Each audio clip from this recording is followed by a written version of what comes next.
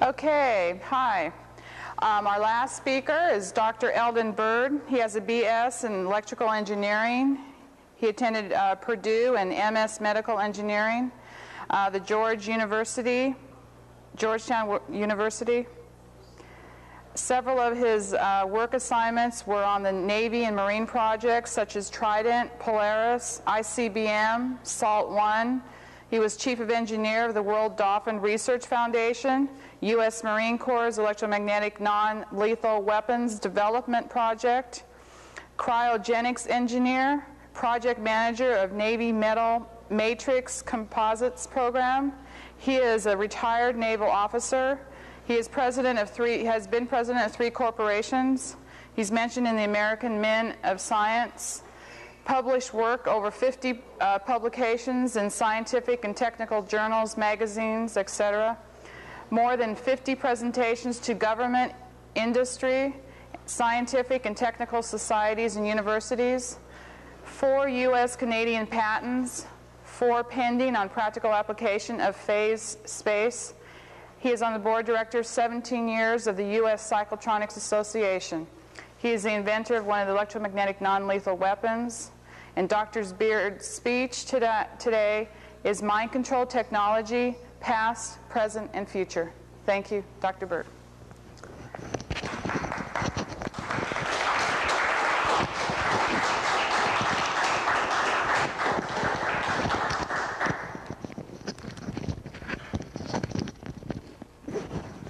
Thank you, Mary Ann. I'd like Mr. Rust to know that I've never met a physician I didn't like. So are we having fun yet? What I'm going to do is a lot of material I'm going to cover. It's grown significantly in listening to the other talks today. Mary Ann has asked me when I tell her a few things, oh, put that in the talk, put that in the talk. So it's good that we're starting 5 minutes early because I'm going to run a little bit longer than I'd intended. However, I did try to time what I originally was going to say on the airplane, and that's kind of subjective, of course, but it's about an hour's worth of information.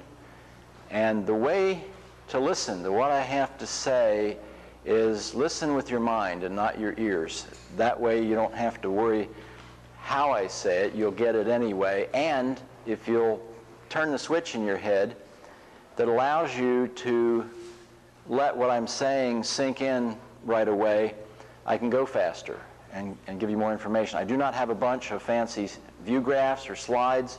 I don't have a budget to do anything like that. So most of the information is going to be verbal. And I'm going to try to paint pictures in your head. In other words, this is sort of a mind control thing where you are granting permission to yourself and to me to influence your mind by listening to what I have to say. No one's making you do that. That's the difference between mind control and mind influence. So here we go. I'm going to read the first part of the talk because the first part of the talk has to do with a paper I presented to the U.S. Psychotronics Conference in Columbus, Ohio in July, and that forms like the kernel of what I want to get across here. I only had 40 minutes there. So I've got longer here. I can include more information, different kind of information, but parts I want to alert you to of the information I presented in that paper. A hard copy of that paper, an audio tape of that presentation, and a videotape of that presentation is available directly from the Psychotronics Association and their website, where they list all of the papers, tapes, both audio and video for the last 20 years. Is at www.psychotronics.org. Psychotronics with an S on the end. Okay, here we go. Abstract of what I'm going to talk about. See, first I'm going to tell you what I'm going to tell you, and then I'm going to tell you what I'm going to tell you, and then I'll tell you what I told you at the end. So a little bit of a summary at the beginning, an introduction, and then the thing will go from there. Comparison of the reports from mind control victims and UFO abductees reveals some startling similarities. Both are heavy with psychosexual content. Both report unknown reasons why they are singled out to be part of an experiment. Many claim to be victims of both mind control and UFO abduction. So what I'm going to talk about today is not a complete examination of all that's known about anything to do with mind control, but rather it's going to be kind of a conglomeration of facts, reports, theories, conjectures, and possibilities.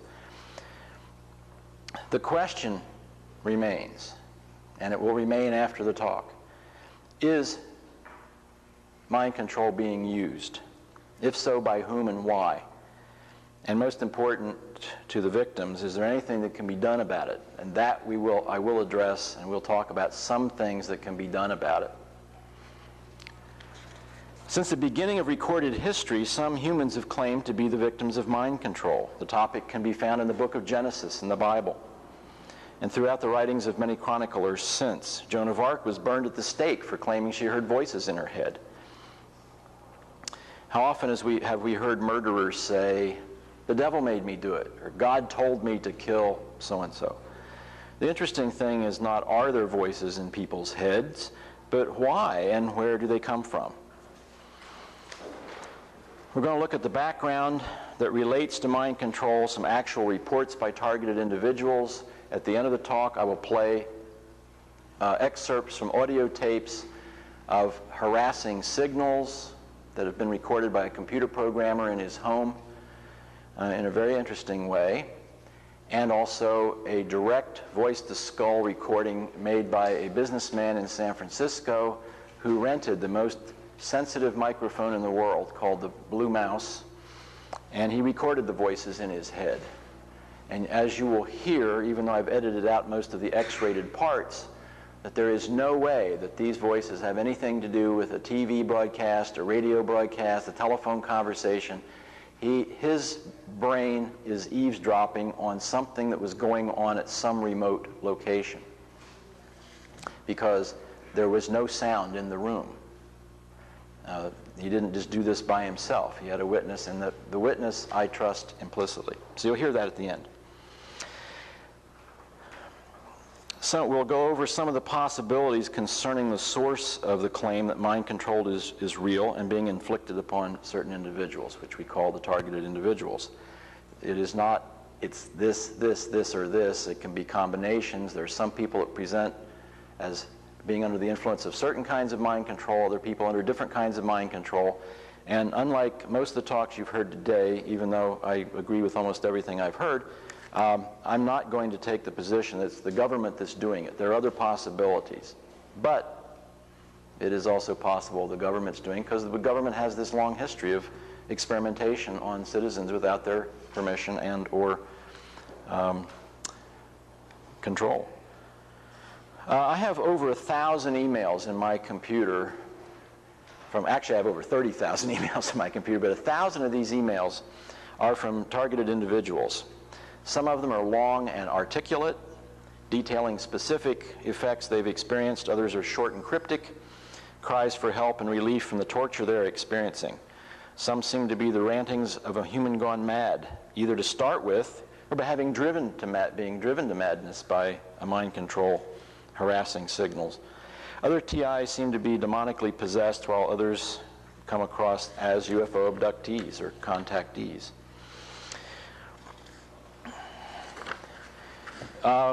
Concept of mind control as a technology is not new. In 1934, there was a report published in the United States entitled "A Method for Remote Control of Electrical Stimulation of the Nervous System" by Chaffee and Light. And in the same year, the Soviets produced a report by Vasilyev entitled "Experiments in Distant Influence." Now, I'll stop talking for a second, go over and turn a view graph on, and go over some items on the view graph.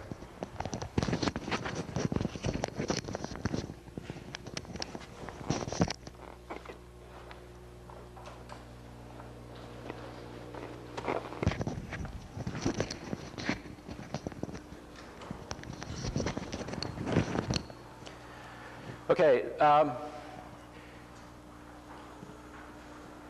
is mind control possible?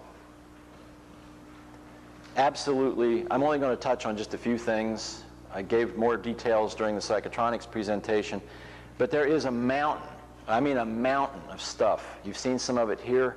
I'm not going to repeat much of what you've heard here today, but there is a mountain of evidence, some of which is known by people here now that they've heard the presentations today, some of which you can read about in various publications, but some of which you've never heard before. Who would use it? We'll look at that. And why would anybody want to use it? A lot of people already have a mindset that, well, it must be the government and they're just a randomly selected guinea pig. That's one possibility. There are others.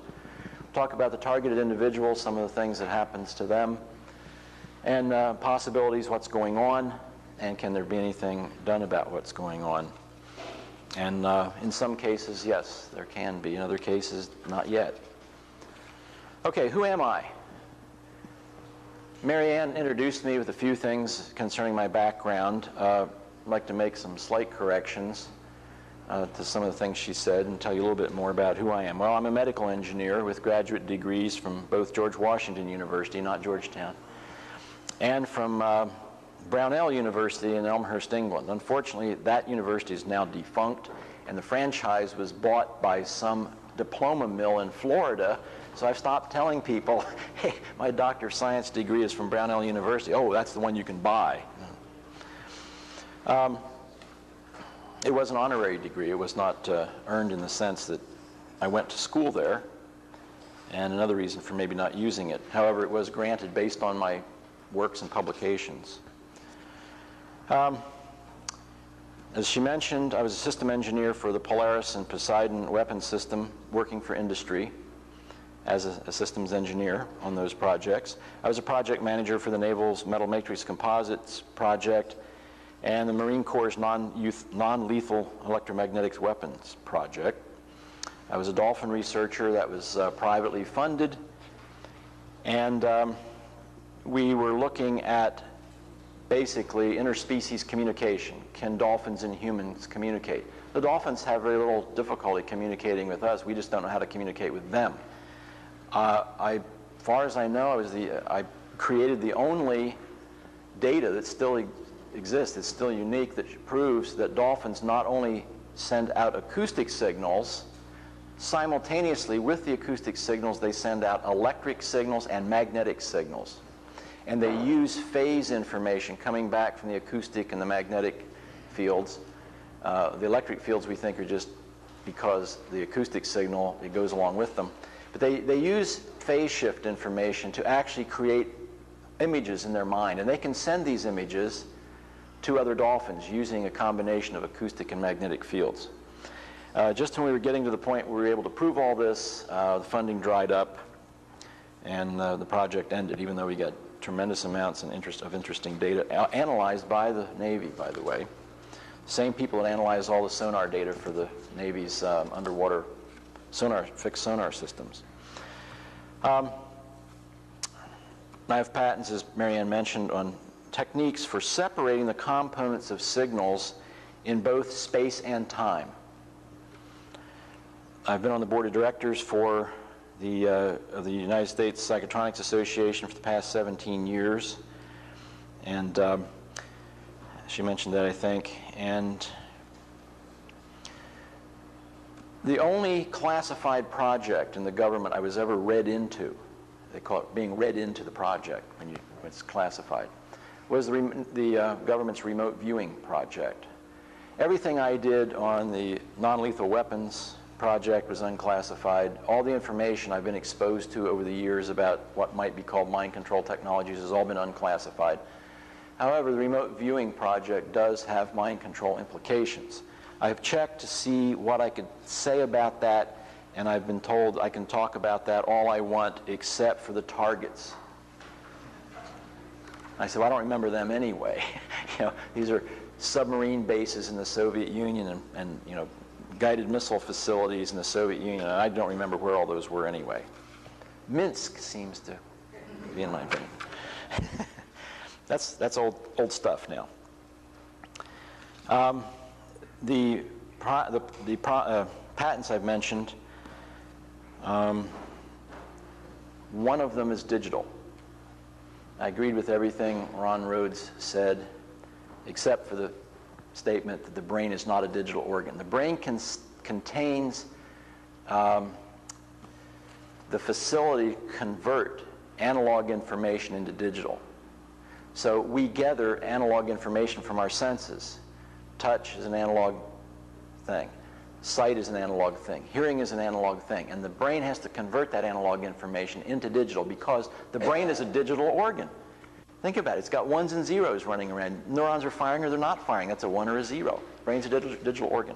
When I told my son what I had done with sound to separate acoustic signals in time and space, he said, gee, if it works for sound, it ought to work for light. And he came up with a technique for separating the components of light in space and time, and voila, you have three-dimensional television.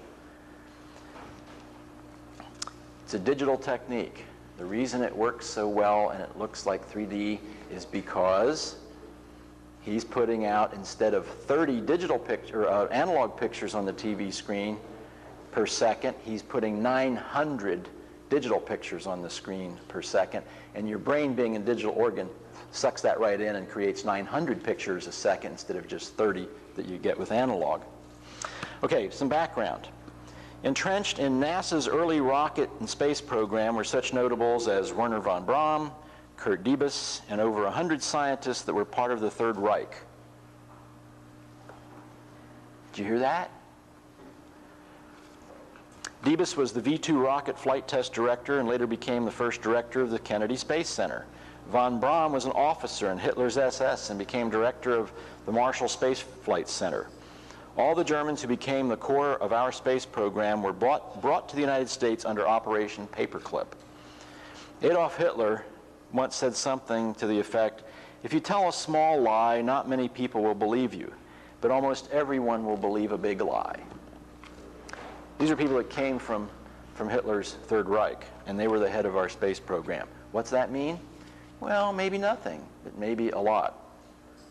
The underlying philosophy of the Third Reich was that it was magico-occult based, and it's interesting to note that Robert Monroe, who founded the Monroe Institute, stated that NASA's space capsule program was tied into mystical rituals. Especially interesting is the connection between NASA officials and Freemasonry, especially the southern jurisdiction of the Scottish Rite. If you want to know more about that, you can look it up on the internet, or get the paper I presented to the Psychotronics Conference. I list all the citations of where this information comes from.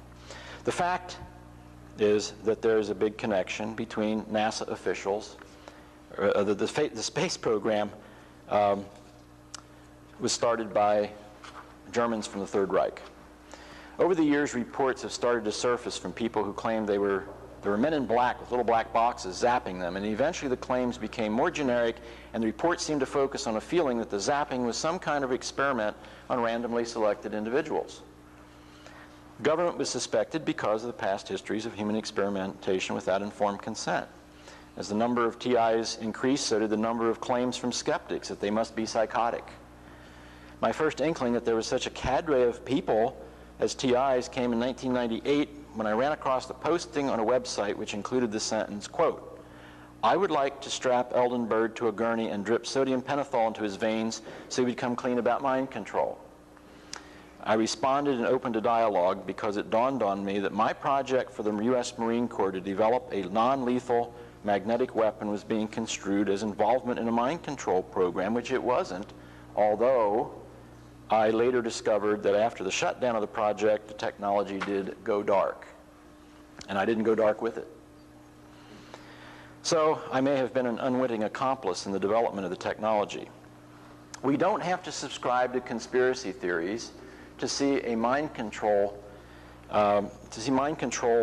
going on under our very noses right now, and rather overtly.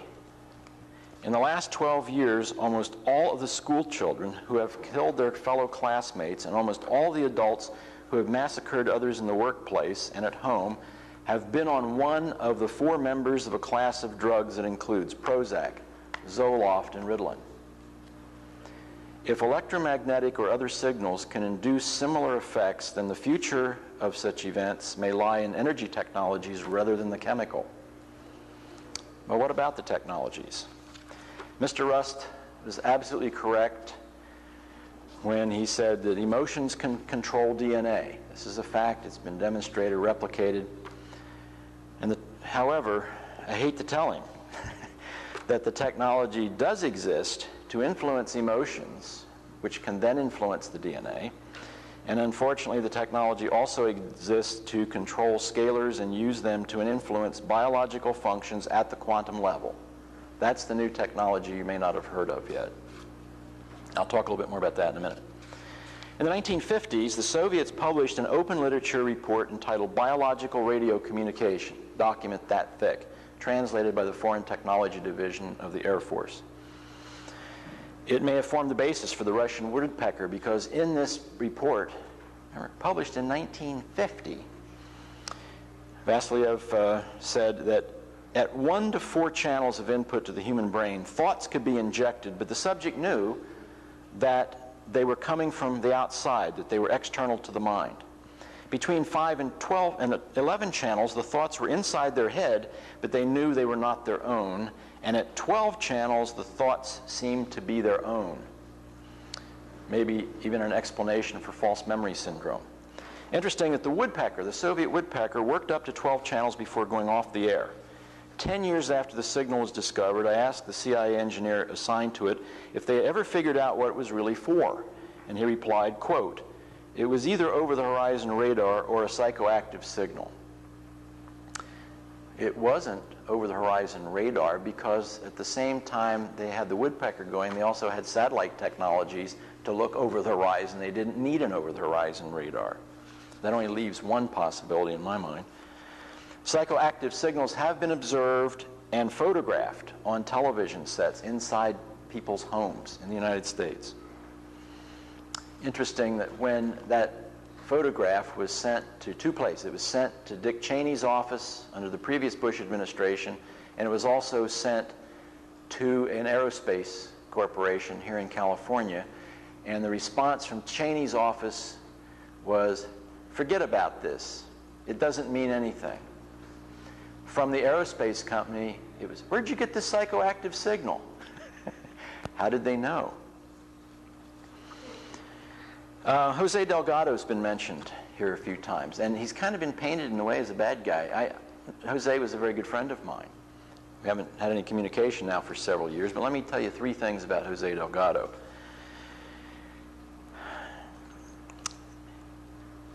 He moved from the United States to Spain, his home country, because he couldn't get anybody in the U.S. government to take him seriously.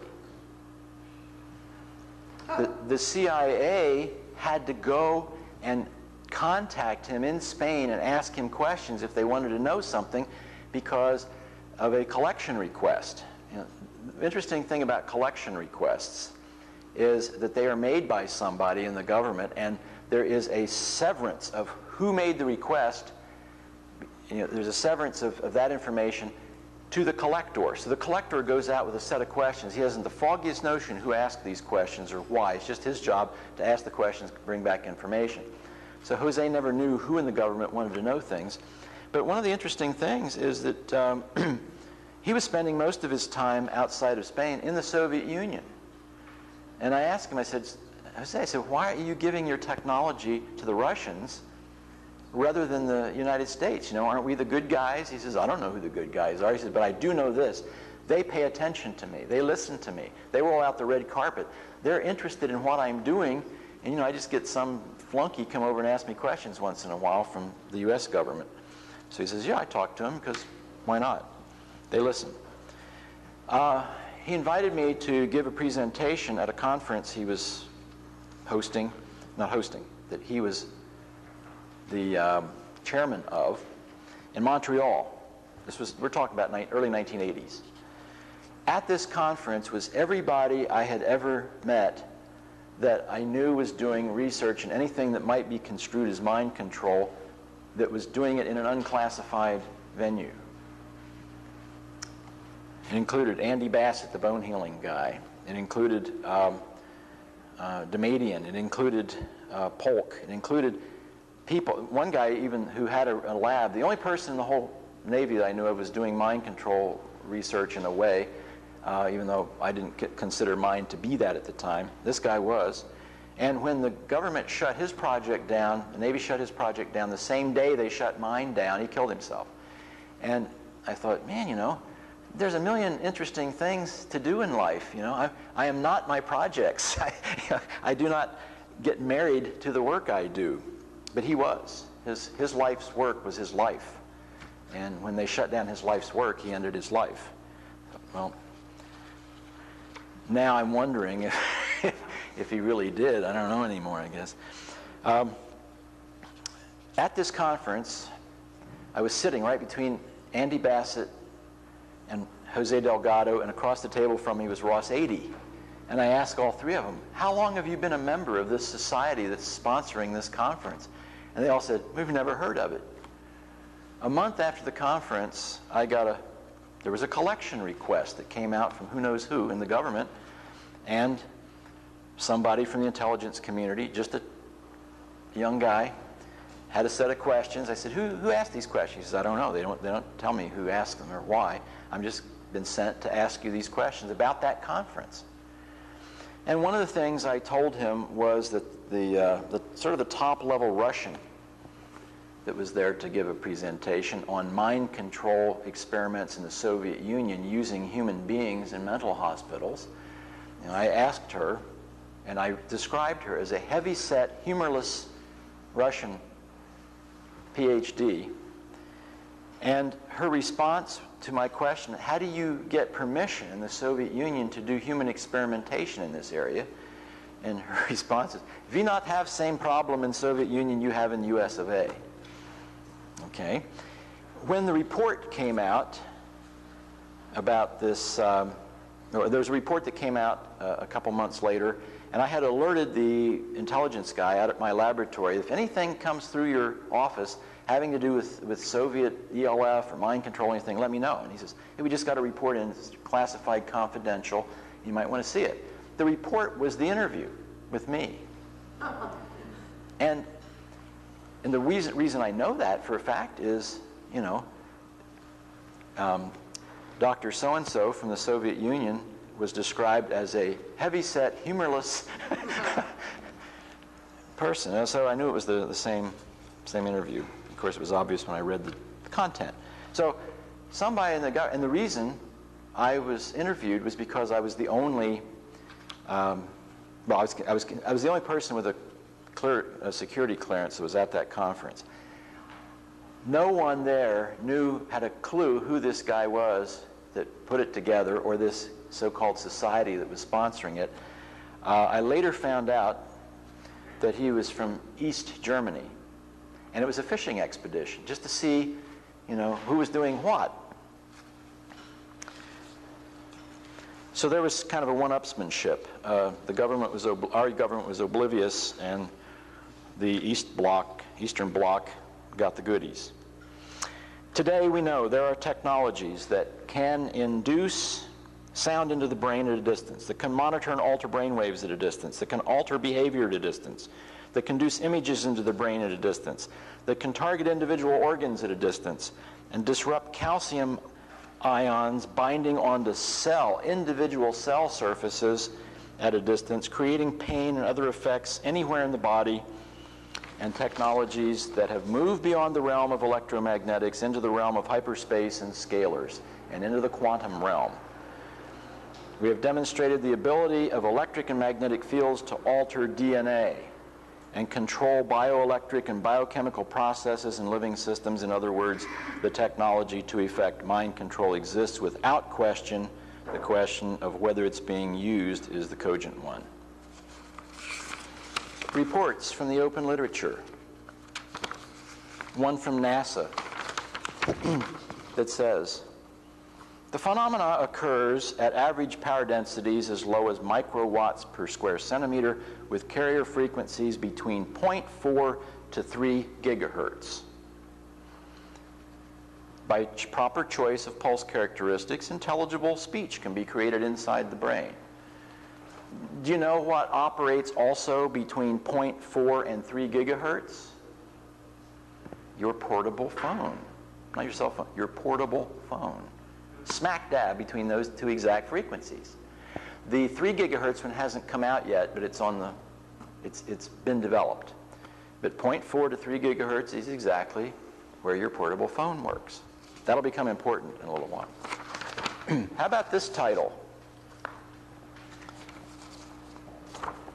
Gordon and Breach Publishing Company, abstract of a publication entitled Experimental Production, quote, or parentheses, false memories, by right hemispheric stimulation from complex, weak magnetic fields. Not images, memories. Author, Dr. Michael Persinger. April 24th, year 2000. You can find patents galore. There have been some mentioned here today at www.truefacts.org/menu/patents.html, and of course the entire U.S. patent database at www.patents.uspto.gov. I'm only going to just mention a couple patents. The patents, when you look at them, reveal an old set of technologies for the most part, as early as 1974 to 1976, that describe techniques and devices reduced to practice for remotely inducing altered states of consciousness, putting voices in a person's head, monitoring their brain waves, and altering their brain waves. It's been possible to send information directly into a person's brain via radio waves since before 1989. In 1985, an ears, eyes, and throat doctor in San Francisco told me directly that 10 years before that, he had put audio into a person's head via radio waves, and then in 1985 he could do it in such a way that the person thought the information was an original thought in their mind. It required implanting a radio receiver directly on the oral nerve of the person. I said, you're telling me that there may be CIA operatives out there, they're in direct communication with headquarters via radio waves, and that they're being told what to do and communicating back and forth directly with these implants. He says, no, I didn't say that. I said, well, you just told me that you developed the technology to do that. He says, oh, I don't have anything. I'm not working for the CIA. I never was. I said, that's odd.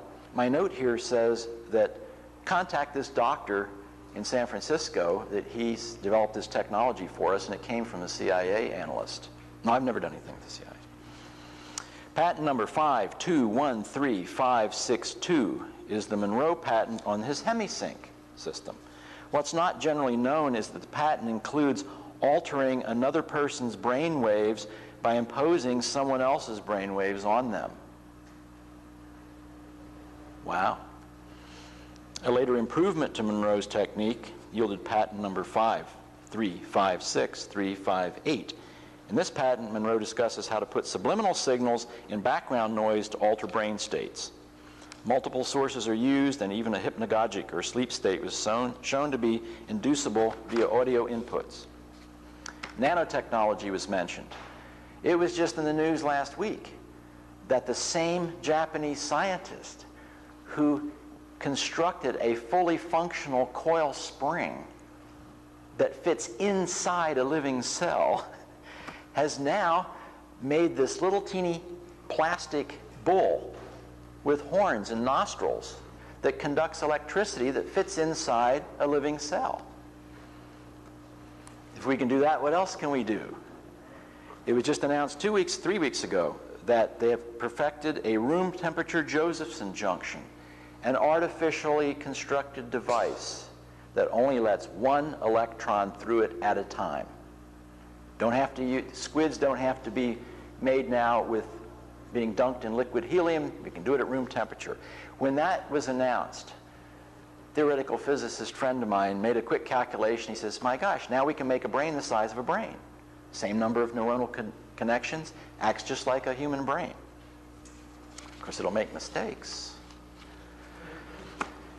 In 1980 and 1981, I was tasked by the U.S. Marine Corps to develop a non-lethal weapon using electromagnetic means.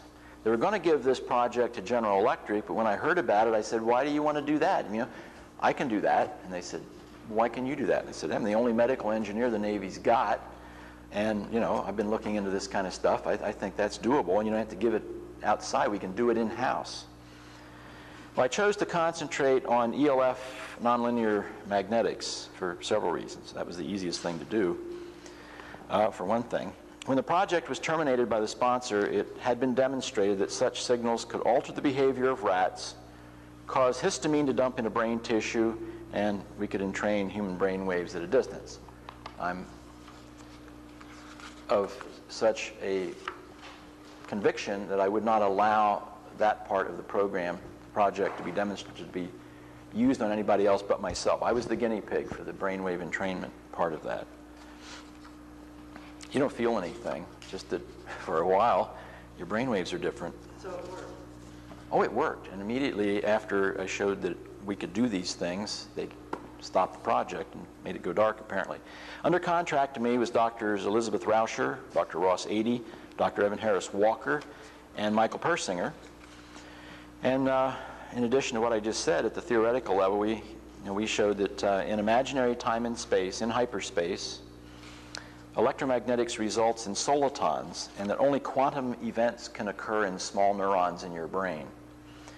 And that phase conjugate fields, which create scalars, can cause profound effects in living systems.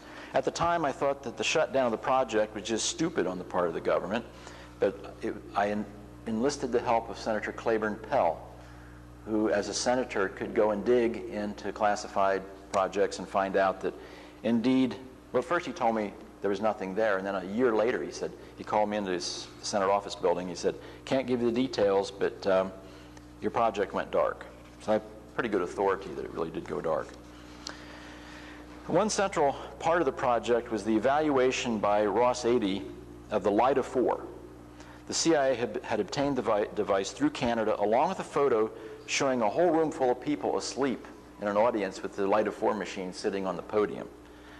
It was touted and patented in the US as a medical device that emitted extremely low frequency magnetic fields, acoustic signals in the form of clicks, heat, and electric fields. It was constructed in the 1950s.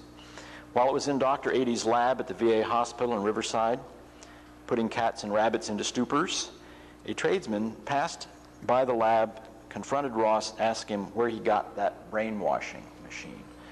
Ross explained it was a medical device from the USSR. The tradesman said that he and his buddies had been brainwashed by an identical device during the Korean War in a POW camp. While they were under the influence of the device, questions and answers were read to them. When the Red Cross arrived to check on them, they asked questions, and the prisoners blurted out answers to the questions and wondered where the answers came from. If a technology was developed in the 1950s that worked to put people asleep at a distance and had a hypnagogic effect on them, it is reasonable to assume that it was refined and the devices made smaller.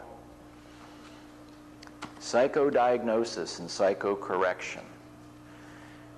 I found it interesting that the only project I was ever involved in that had to do with anything classified was remote viewing, and yet once I got in, started listening to the people in the TI area, I started noticing that I was also peripherally associated with a whole bunch of other stuff that I never put together as pieces of a puzzle before. 10 years ago or so, I was asked to be the chief engineer for a project that was co-sponsored by the Human Potential Foundation in Northern Virginia and Chris and Janet Morris. Chris and Janet Morris brought 2 Soviet scientists to Washington, D.C., and then to the medical school at the University of Kansas to demonstrate a technique they called psychodiagnosis and psychocorrection. Although it involved the use of electrodes attached to the scalp, technologies have been developed to allow remote monitoring and intervention to occur. Basically, Dr. Igor Smirnov and his engineer had developed a very sophisticated computer program. It took a 486 computer several hours to analyze the data they collected in 20 minutes, to look at brainwave responses to emotionally charged words. The computer generated a 3-dimensional plot that related several variables, resulting in a diagnosis of what was the person's root cause of a problem. For example, if a man treated women badly, the cause might be hatred of his mother. The subject's brainwave response to words such as mother, love, hate, women, and so forth would be very telling. He was attached to a 32-channel EEG machine, and as they watched a TV display of what appeared to be random serial words flashing on the screen. Around the screen was a circle of LED lights flashing at an ELF rate. When I asked what they were for, the answer was, quote, to focus the attention to the screen. Sure, it was just like when I asked Dr. Smirnov, who claimed not to speak English, till I asked him a point-blank question in English, what the 3 orthogonal canisters were above the subject's head in a photo he passed around at the medical school of Kansas. He said, smiling, "You come to Russia, we show you." Once diagnosed, an affirmation was constructed to change behavior. The affirmations were not direct. For example, if it was determined that a problem that was driving a person's behavior had to do with their hating their mother, the affirmation would be in the form of, "It's okay to hate your mother," not, "Don't hate your mother." This would reduce the stress associated with hating one's mother. The affirmation was converted into a sound file in the computer, turned upside down, 180 degrees phase shift in amplitude, and reversed. It was then embedded in white noise and played to the subject as a subliminal. The 180-degree phase shift and reversal made the affirmation more easily assimilated by the subconscious. Change occurs at the subconscious level before it occurs at the conscious level. Of equal interest was a computer game that was demonstrated where the subject would try to guess a random number the computer would select. A score was kept during 100 trials. Guessing would indicate a 1 in 10 chance of guessing the right number. However, some volunteers scored 30 out of 100. Then the computer would look at the guess compared with the next machine selection, and in some subjects they scored much higher when their guesses were compared with the second number the computer randomly chose, proving the existence of precognition. The Russians said the KBG was interested in their technology, but they hadn't given it to them. At the University of Kansas, the staff was interested if the technique had been used to treat alcoholics. The response was, alcoholism is not a disease. People drink for many reasons. When we discover the underlying cause of drinking, we can make excessive drinkers stop. Maze. Anybody read the book Maze by Larry Collins? Came out about 1984. The book Maze by Larry Collins. You know who Larry Collins is? The author? Anybody ever read O Jerusalem? Is Paris Burning? They made movies of these. You know, this is the Larry Collins. He contacted me and hired me to be the technical consultant for his book. I was still working for the government, so I asked him to please don't mention my name in the book, and he complied.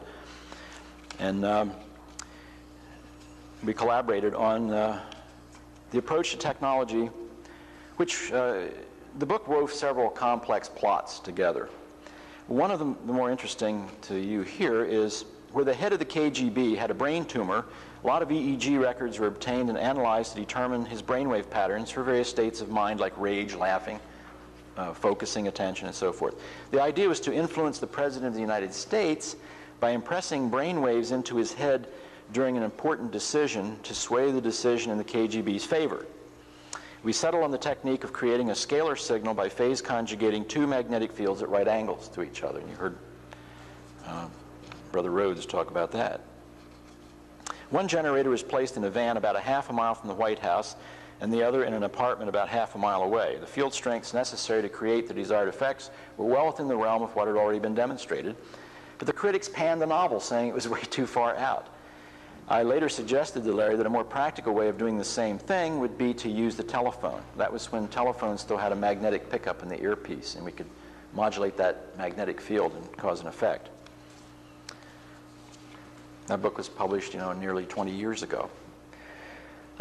John Mack, at the Prophets Conference in New York in June of 2001 this year, stated that many UFO abductees, contactees, claimed to also be victims of mind control. Caroline McLeod constructed a study which showed that character structure and psychopathology have little to do with telling us about the nature and meaning of an alien encounter. And I would submit the same thing holds true for TIs.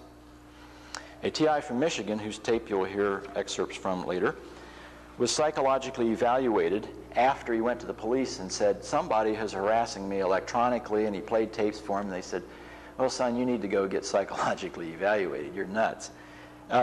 He took a written psychological test, passed it fine. No pathology was noted. The psychologist who interviewed him afterwards wrote a report and said, You know, with the exception of this guy hearing voices in his head, he's perfectly normal. Actually, McLeod's study indicated that most UFO abductees were suffering from some sort of post-traumatic shock. Well, darn, if I'd been abducted by aliens, I'd be in shock too. And the situation arises, which is valid for TIs also, as to how poorly understood these people are and badly served by a psychology that's based on pathology and or psychodynamics. If TIs are to be helped, methods of understanding must be developed that can combine human experience with empirical study and relate them to communication at a subjective level. Also, the mental health field needs to transform from its position on pathology to an alternative that includes self-realization. At some point, the TI is going to say something to the effect, I don't know why I'm being a target, but regardless of what my friends and the culture says or thinks, these experiences are happening to me. They do not need external verification. When the TIs can reach this point, it helps them become grounded. They can feel that they know themselves well enough to say, what I know about myself tells me I'm having this experience, and that's good enough. However, the current worldview is based on scientific materialism, that reality can only be determined by the scientific method, which is hypothesis, controlled experiment, measurement, replications.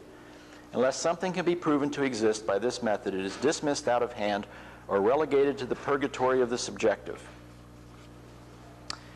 Richard Sauder was mentioned. He's written several books on secret installations and various things, including Kundalini experiences.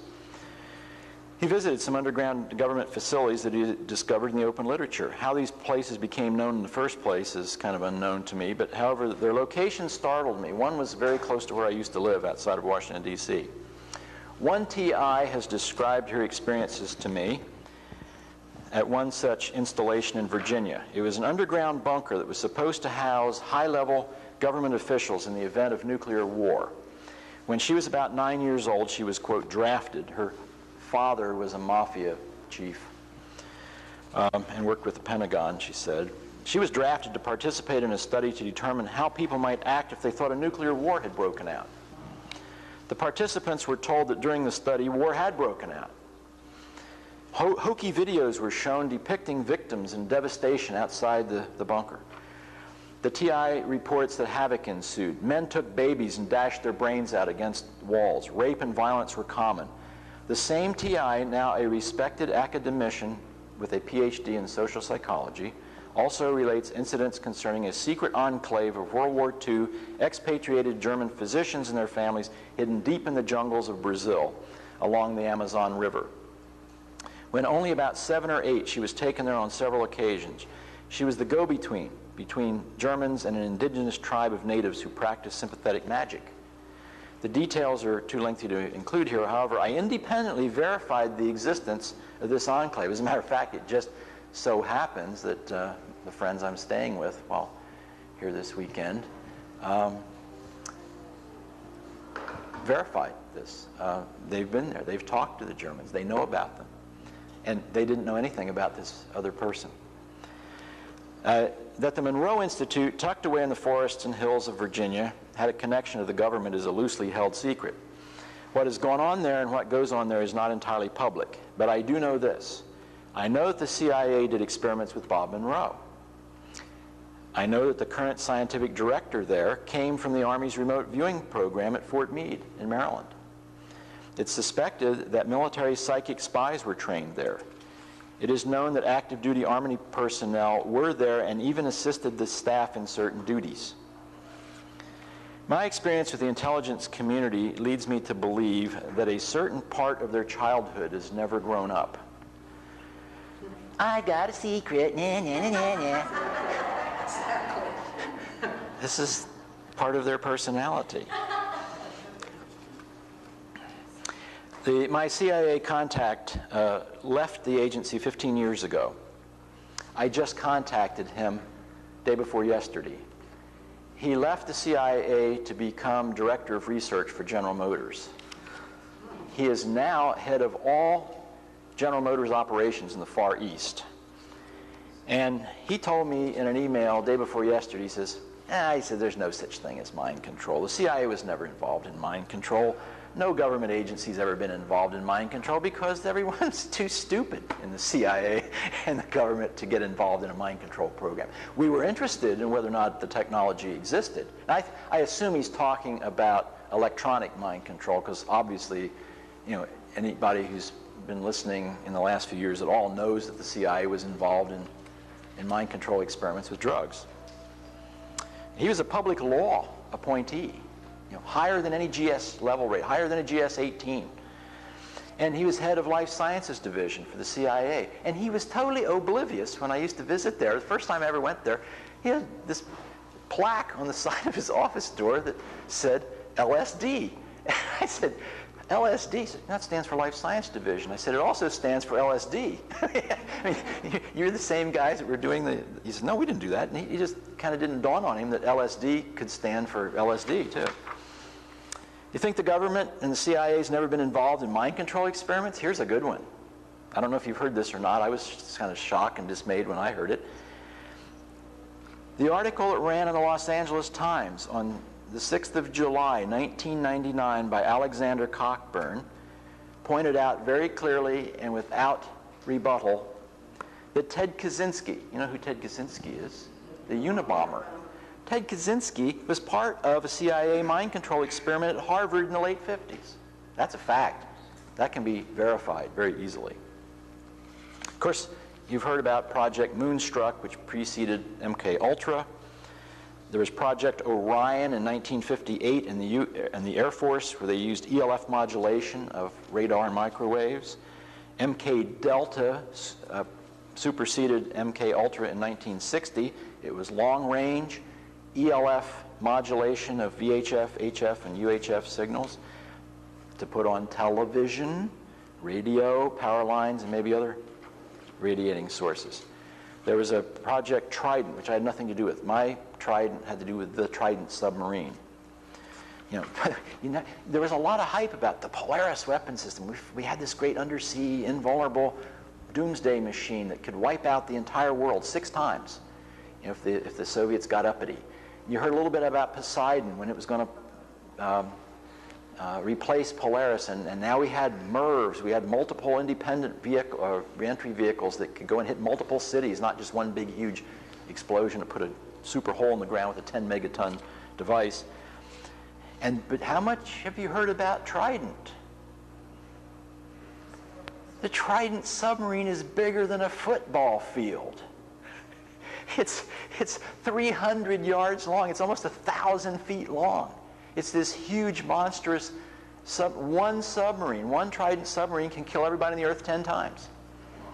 And we got a whole fleet of them sitting out under the ocean. No one talks much about it. You know, it's the ultimate doomsday machine. But this Project Trident, which was sponsored in 1989 by NASA and the Office of Naval Research, was for riot control, crowd control. Everybody's heard about HAARP, but did you know that the frequency that they use to ping the ionosphere is the same frequency that DNA, human DNA, is resonant with? That does not sound like a good idea to me.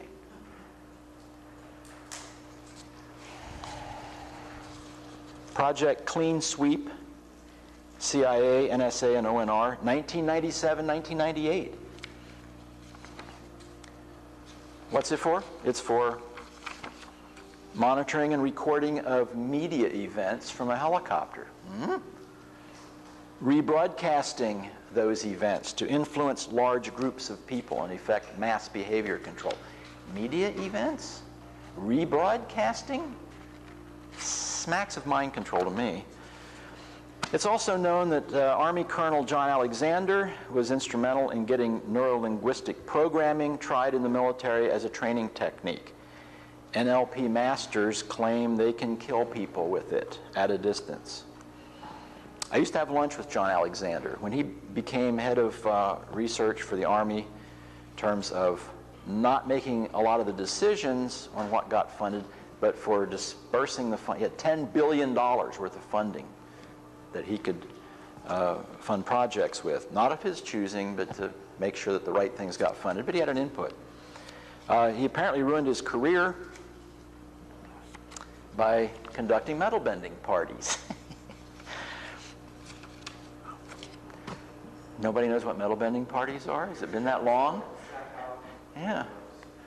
Jack Houck, right from Los Angeles here, developed the technique that allows anybody to interact their mind with a piece of flatware and make it so soft you can tie it in knots.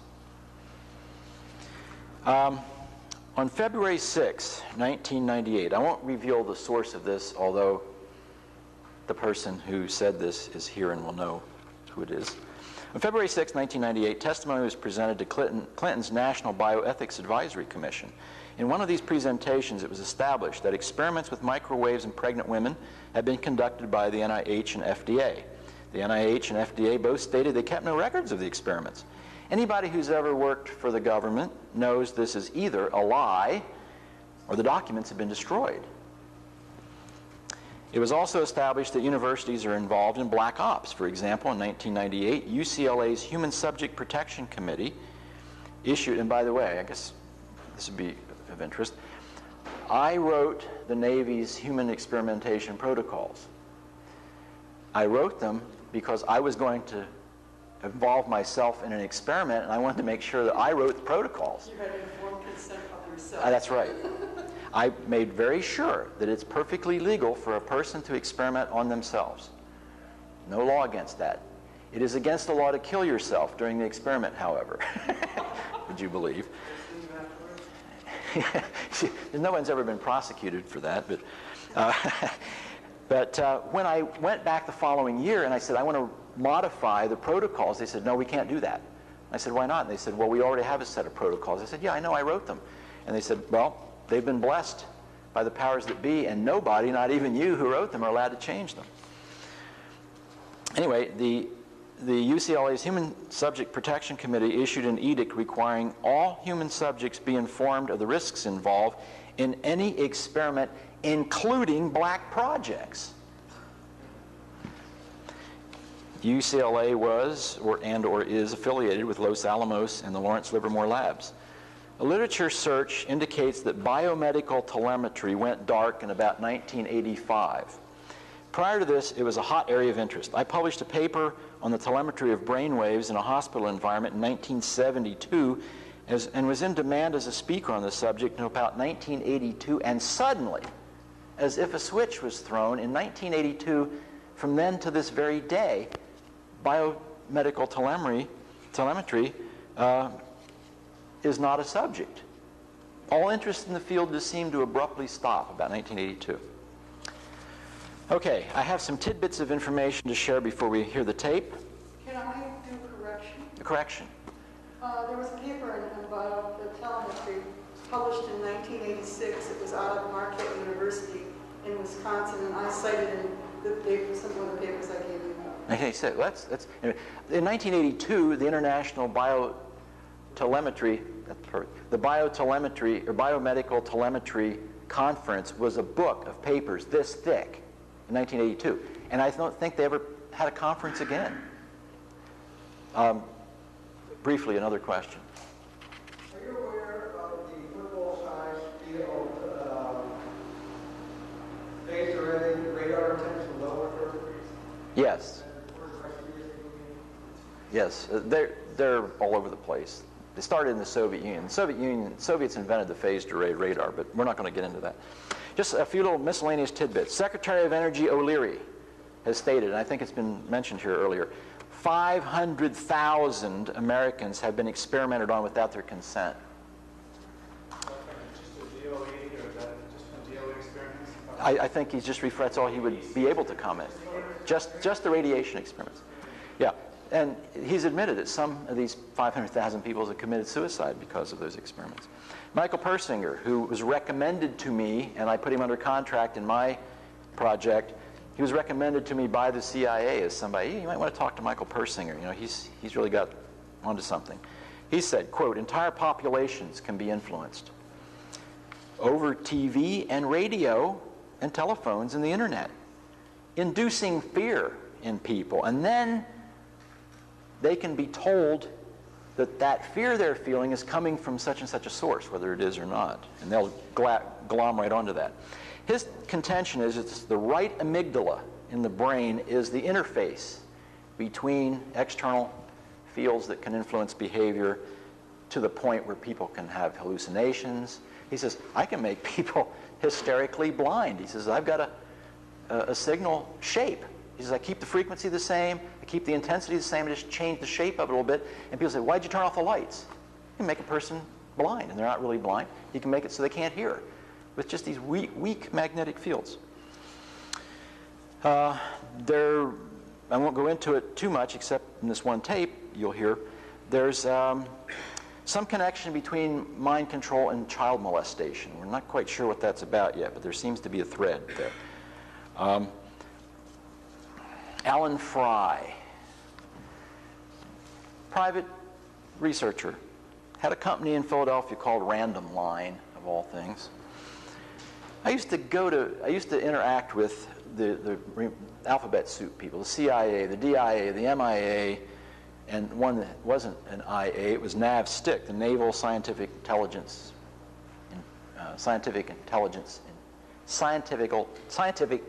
and Intelligence Command. And I walked in there once, and I even did a study for them. Once when I was in the Naval Reserves, I could kind of go on the job training anywhere I wanted. So I signed up for a 2-week stint one summer to go to the NAVSTIC and do a study for them on how effective it would be for the Soviets to spray biological agents from a submarine off our coastal areas. I'd walk in there, and here'd be Alan Fry sitting at the Naval Intelligence Command, and I'd say, "What are you doing here?" "Oh, got some friends here." But of course the Navy was interested in what he was doing. He was showing that you could use microwaves to put sound in people's heads. I had occasion 2 years ago to be in San Francisco, and I had dinner with Vladimir Paponin. I didn't know who Vladimir Paponin was. Anybody here heard of Vladimir Paponin? I said,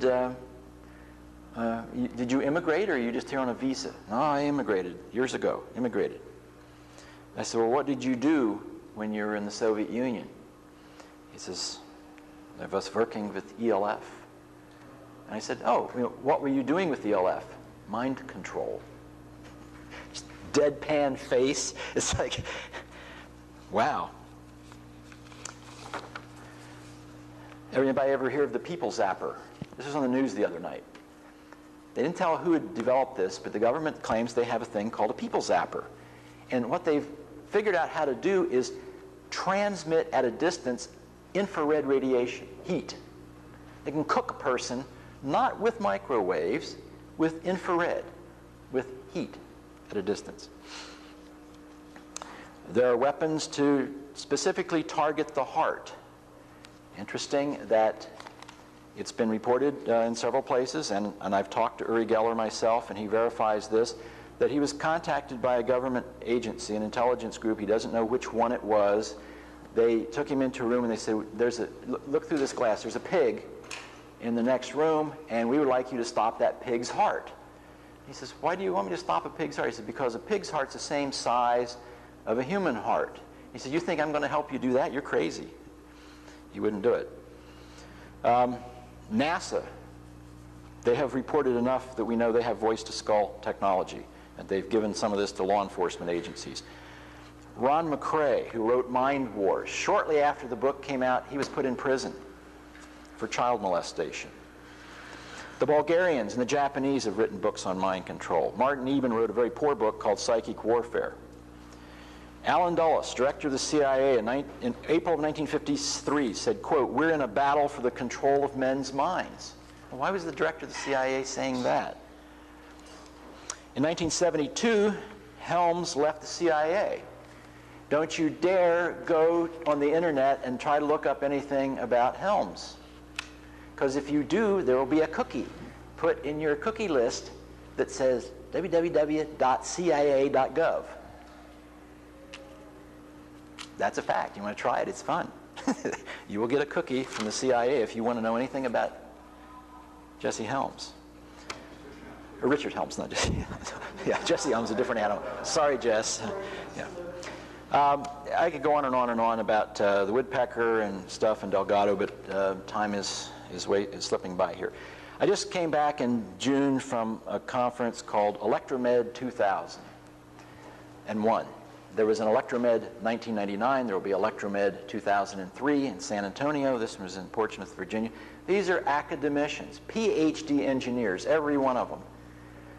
Matter of factly talking about all these neat things they're doing in their lab. They're not talking to anybody else about it, as far as I know, except the Air Force was there. That was kind of interesting. I said, are you from the School of Aerospace Medicine? It's an electromedicine conference. Makes sense if you're from the School of Aerospace Medicine. No, not from the School of Aerospace Medicine. What part of the Air Force are you from? Well, we're interested in this technology. So they're getting it. It has been demonstrated over and over again. There's no question about this. I mean, they even have the theory nailed down. They've proven the theory. They have electron microscope photographs of all this. They can now, with a high-frequency electric pulse, no more magnetic, that's gross stuff. I developed a theory about how you can influence the inside of a cell with a long, slow frequency, like 10 hertz or less, magnetic field. And it has to do with developing a soliton wave on the surface of the cell, and when that soliton wave, which is caused by this slowly changing external magnetic field, when that soliton wave bumps into a receptor sticking up out of the cell, it might be, if it's a pancreas cell, it might be looking for sugar. And if it bumps into that, it'll shock the receptor, and it'll put the same signal down inside the cells that says make insulin, as if there's sugar really there. And so we had a mechanism for influencing the function of even a cell. But that's pretty gross. This is what they can do now. They can take a high-frequency pulse, and they can zap a cell, and it causes the cell to open up a pore. Doesn't hurt the cell at all, just opens up a hole in the cell. And if there are chemicals, depending on the frequency of this pulse, if there are chemicals in the external environment, the cell will suck them in. Think of it, 5,000 times more chemical inside a cell than you can just by taking a pill or having an injection. Electroporation. Electroporation. The first set of papers were about electroporation and how they can zap the cell with 2 pulses and keep the pore open longer and even increase this. And then there was a whole bunch of papers after that that said, that's old technology. We have nanopulses now, picopulses now, that the cell membrane is totally transparent to. We don't have to open up pores in the cell anymore. We can get in there and make the DNA replicate anything we want, any chemical that's capable of replicating. We can trigger that internally without opening up. You don't have to put a chemical in the cell anymore. And we can influence the actual migration of electrons on each one of the strands of the double helix of the DNA. And we can make the DNA do anything we want. We can go in there and alter the genes in the DNA to make them do anything we want. We can even let the DNA release the hydrogen bonding that holds the strands together, make them unwind, make them wind, make them form toroids. We can, in effect, do what you thought they couldn't do, Mr. Rust. Unfortunately, they can control things that go on inside cells at the quantum level. They can control the scalars. That is the scary news. So can they make my blue eyes green or black or Not remotely? well. They can influence the DNA to do that. Whether I think they can, but I think that after they did that, there is still enough information in the programming that's coincident with other things going on that it will revert back, and it would be a temporary change. I saw 30 years ago, I saw a presentation by 2 young researchers at the University of Utah, and they took duck blood from a domestic white duck and duck blood from a Japanese black duck, and they made serum, and they started cross-injecting the serum from the white duck's blood into the black duck and vice versa. And over a period of 30 days, they transformed a domestic white duck into a Japanese black duck. The white ducks walk upright, the Japanese ducks walk horizontal. They actually changed the bone structure over a period of time. But when they stopped giving the injections, the ducks reverted back to their previous normal self. The tapes. The first tape you're going to hear, these are excerpts. I'll turn it on, and then you'll hear something, and I'll turn it off. The first thing you're going to hear is a recording made by a computer programmer in Michigan off of channel 81 from his old black and white television set. So what? Well, if you have an old television set, it has a mechanical dial for the UHF channels. They go from 14 up to 89 or 86 rather. And sometime in the past, and I don't know exactly when, the FCC took away the upper channels, UHF TV channels, from the TV industry and gave them to the portable cell phone people, or not the portable telephone people.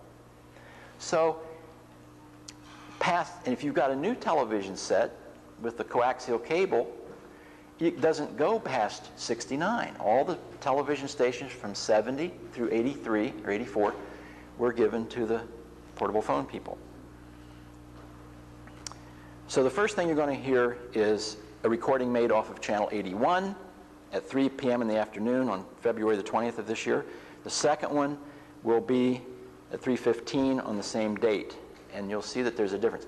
If you have an old television set, go home and turn it on to anything above channel 69, and you will hear that constant static.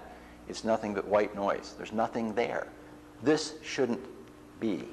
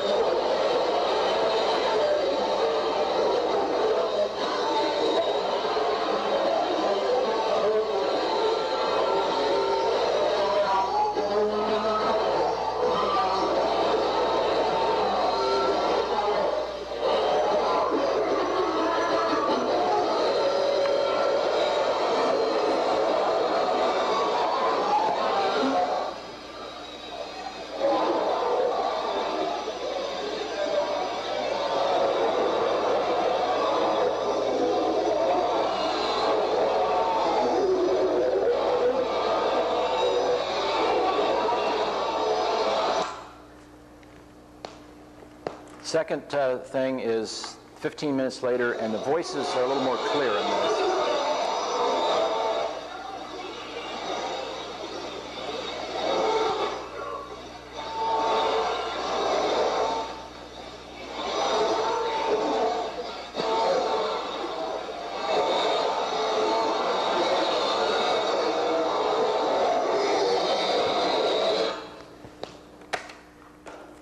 Now you can hear their voices in the background. He claims he can understand what they're saying. He hears things like,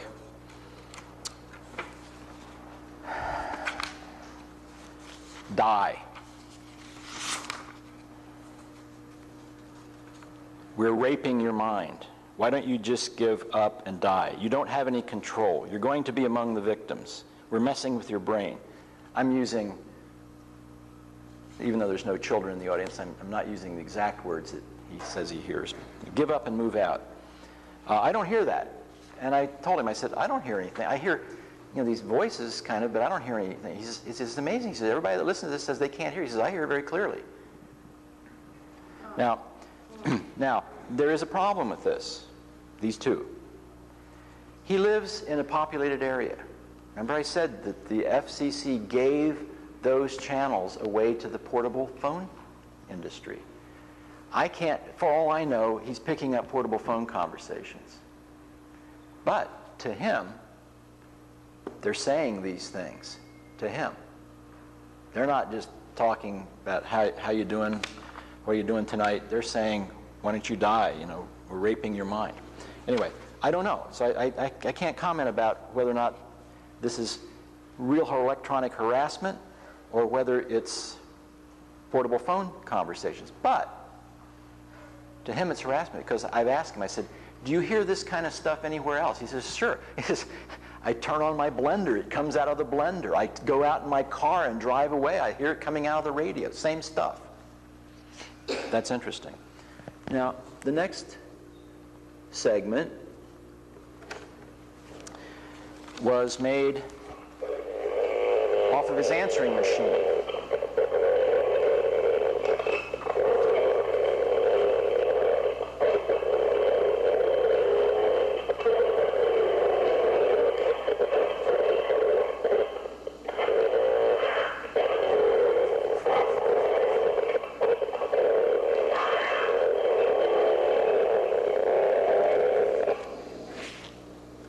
I said, well, maybe your answering machine isn't working.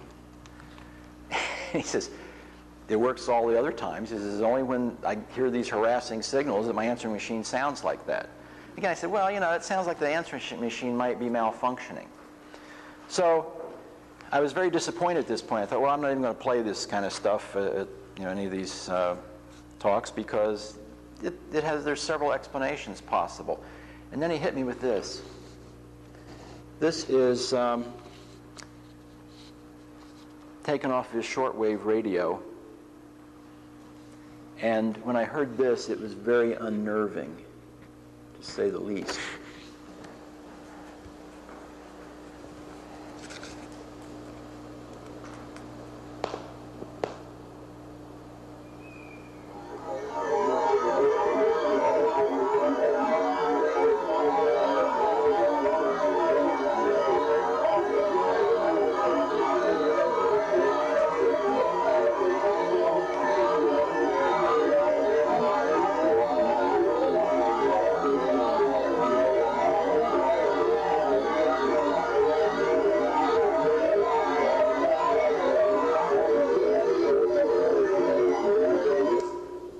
Has anybody heard anything like that? Yes. How about this? Sounds like a horror movie to me. Something from the bowels of hell.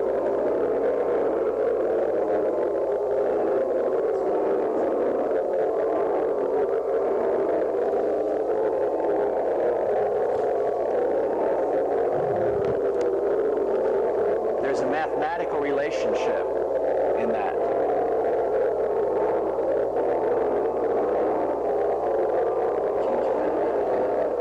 It's up all the way. Want your off? Okay. Thank you. Yeah, it repeats over and over and over. About 4 years ago or 5 years ago, they drilled a hole in Siberia, I think it was, and they got voices exactly like that out of the hole. I've heard about that.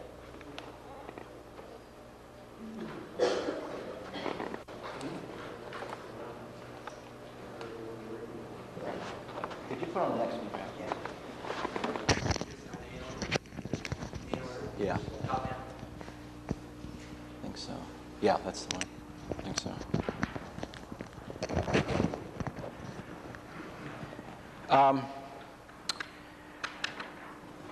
Before we get into that, I'm going to have to skip until the end of this. It was almost finished. Okay. I'm calmed down. Okay, because the next thing is more important.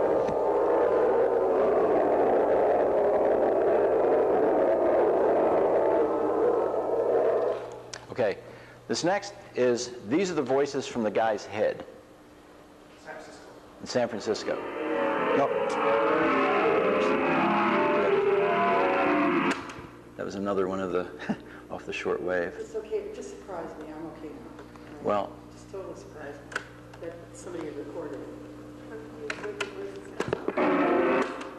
He contacted me when he started the project. okay, these are the voices from the guy's head. It's not going fast forward. Fast forward doesn't work. So I'll turn it down. Okay, it's over. Okay, here are the voices from the guy's head. It's amazingly clear.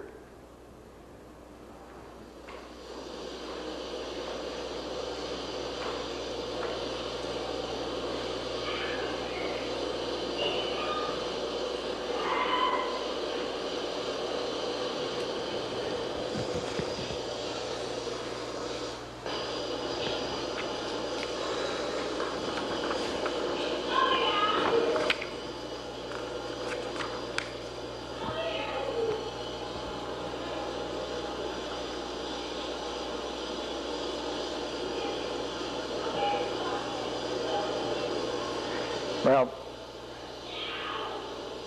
you can hear yow and E, and they're saying things, no, you can't come in here. Come on, Dale, for crying out loud. You're not going to get it. Ow, it hurts, leave off, ow. Oh my God, oh my God. No, no, no, no, E. And I've edited the X-rated parts. There's a little segment right here at the end where it's amplified, and you can hear it a little bit better. And remember, there's nothing happening in the room. You're standing in the room, you don't hear anything. It's only when he puts the microphone on his skull you can hear this. And the reason it cannot be a TV station, a radio station, or a phone conversation is because it's molestation of children.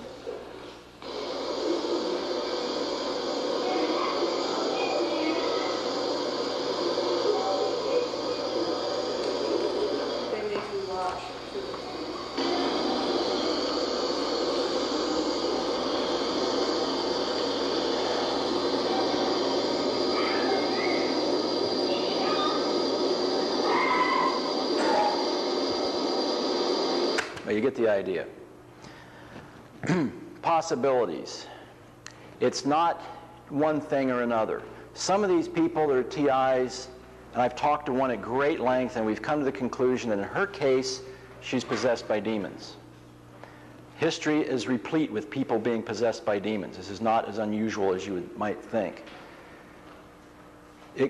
There are some people that present themselves as if they're under attack by some kind of electromagnetic energy. It can be the electric field, either of the two components of the magnetic field, the A field, the magnetic vector potential, which we know is biologically very active. These are vector fields. Subtle energy fields like scalars, which I mentioned, and the spin-offs of that, which are subatomic at the quantum level. Alien technology, the fact that there's such similarities between a lot of the TI's reports and the UFO abductee reports means that there might be alien technology involved with some people. False memory syndrome. False memory syndrome is extremely powerful. You have a memory that's exactly like every memory you have, so it's part of your experience, even though you may not have gone through the memory. And false memory syndrome is very real. We also know that Michael Persinger has induced false memories into people using electromagnetic means. But false memory syndrome can also be induced by chemical alterations in the brain. Psychotronics. Psychotronics is the interaction of the mind with matter. It can be the interaction of a mind with another mind. The thing that's good news about some of these, including psychic attack, mental illness is also a possibility, whether the person was driven mad by being harassed or they were mad to begin with and think they're being harassed. Who knows? But, okay, what can be done? Demonic possession. Prayer. Prayer is very effective. Works better with groups. Absolutely. Prayer is your communication with God. Meditation is God's communication with you. Never end a prayer by hanging up. Listen. Spirit releasement, the Baldwins published books on evil spirit releasement, and that can get rid of demonic possession. Exorcists, priesthood, prayer and fasting. So there is some help for these people, but it's very difficult. They can't do it alone. How about the EM energies? There are blocking devices. Saw one here a little earlier. Here I have two. One puts out the natural frequency, resonant frequency of the Earth ionosphere cavity. We live in it all the time. We assume it's benign. It amplifies it locally. It will overwhelm any magnetic field coming in. Unless you're in the middle of Los Angeles or New York City, then it probably doesn't work too well there. These devices are available. They're about $65. I can get them. Or you can just let me know and I can get them. In fact, this particular one is saleable right now. I just have one of each. This one is not in quite as nice and pretty a box, but you'll notice that this one's tunable. You can make it go anywhere from about 90 cycles a second on down to a half a cycle a second. So you're a different person every day. You've got different cells in your body. You respond to different electromagnetic signals. You have different moods. You can tune it every day to what feels right for you. A lot of people don't want to mess with something like that, so they want one that's just like a magic bullet. Well, there is no magic bullet. Would the Vex brain tuner do that have the same function if you wore that? The CES device? Yeah, it's different though. It puts an electrical signal right into your head. Yeah. This is a magnetic field. These two devices have been tested scientifically and measured with very extremely sensitive magnetometer. It's only 1 order of magnitude less sensitive than a squid. And these devices both put out a field that's easily detectable out to 20 feet in front of you and behind you. And it's 10 feet high and it's 2 feet wide. So you're in an ellipse. You put it in your pocket, you're in an ellipse of a field that will interact with any incoming magnetic field and alter it. It'll change it. Now, but that's only one aspect. It only does magnetic fields. I've made a few that do scalar fields also, but I don't know how effective they are. All I know is that it puts out a scalar field too that's the same scalar field. In the scalar, it's the same as the magnetic field, but it's a scalar. There's various models of that. Some involve Tesla-type coils. Subtle energy, that's the bugaboo. That's why I was asked the question of Mr. Rhodes, and I was glad to hear that they have something they claim will do scalar fields, because that's really tough.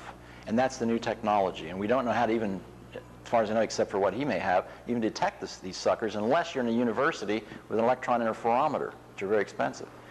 William Taylor about the modified Geiger cannon, which will be when you get a scalar field. William Taylor? Yeah, I haven't talked to Bill Tiller about that, but I've read his book, and that might be okay. It's part of an answer, maybe. It's not.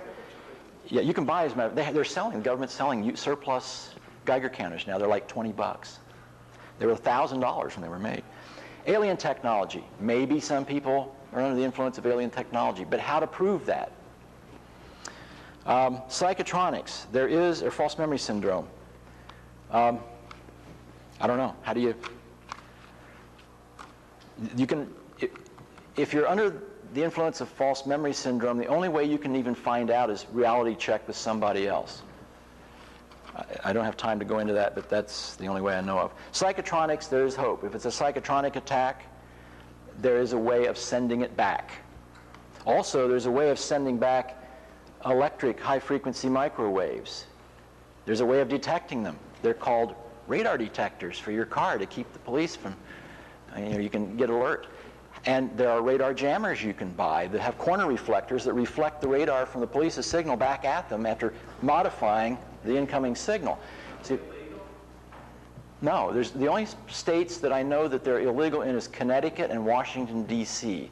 They used to be illegal in Michigan, but the law was changed. And radar detectors and radar jammers, so far as I know, are legal everywhere except Connecticut and Washington, D.C. The reason that the jammers are legal is because the police say they don't work. Well, they would say they don't work. Okay, okay. Wrap up, and then we'll do some questions.